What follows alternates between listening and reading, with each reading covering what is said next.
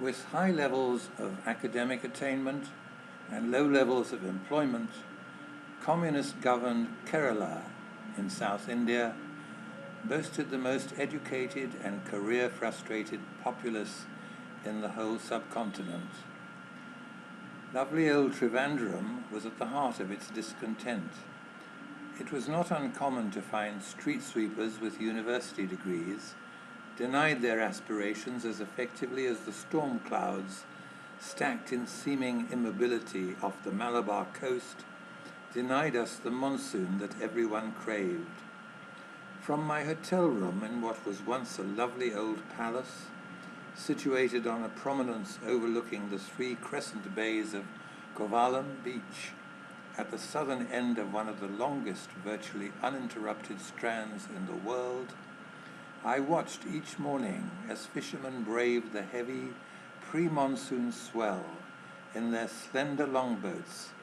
against the leaden backdrop of all that suspended deluge.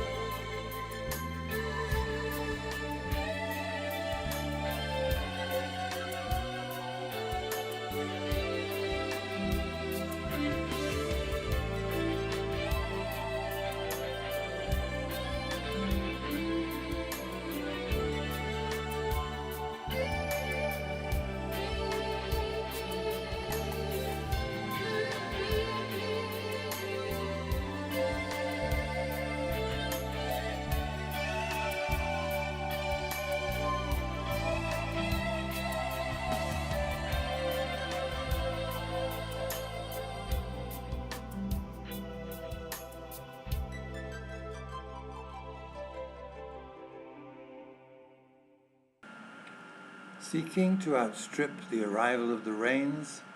I boarded a Fokker Friendship at Trivandrum Airport to head further up India's western seaboard to Cochin. Cochin is sometimes described as the Venice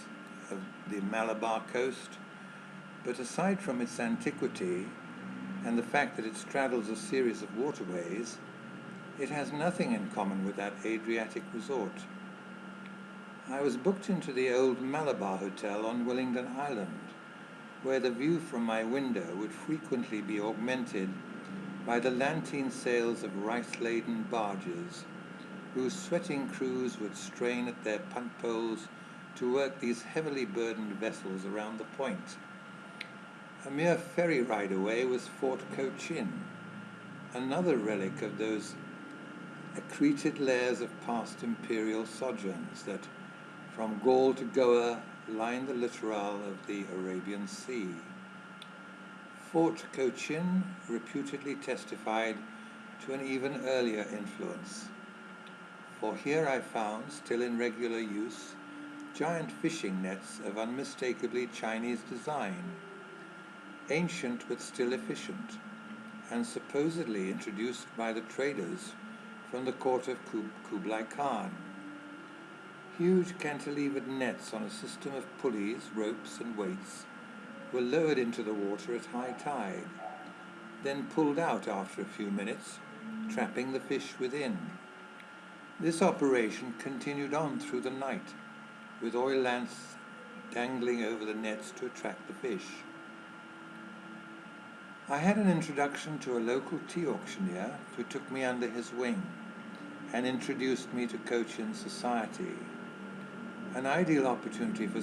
such a social encounter presented itself in the form of a garden party at the residence of one of Cochin's most prominent families, where I met the cream of the local community and never heard from any of them even the merest trace of a Peter Sellers Indian accent. If I closed my eyes, I might have been at a soiree in Knightsbridge or Twickenham, for not only was the discourse distinctly English upper middle class, but its subject matter was equally cerebral. Few of them had ever left India, but it seemed they either didn't need to or hardly cared to, for everything befitting their status of life was readily available, either from Bombay, Delhi, or Calcutta, to which they regularly commuted in voyages to the outer peripheries of their social galaxy.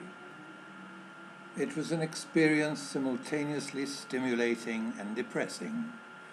for the world they inhabited was as far removed from the masses thronging any of those cities as the Antarctic was from the equator.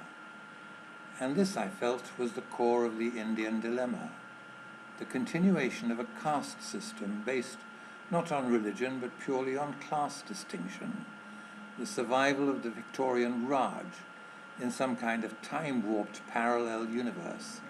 untouched by the reality of Indira Gandhi's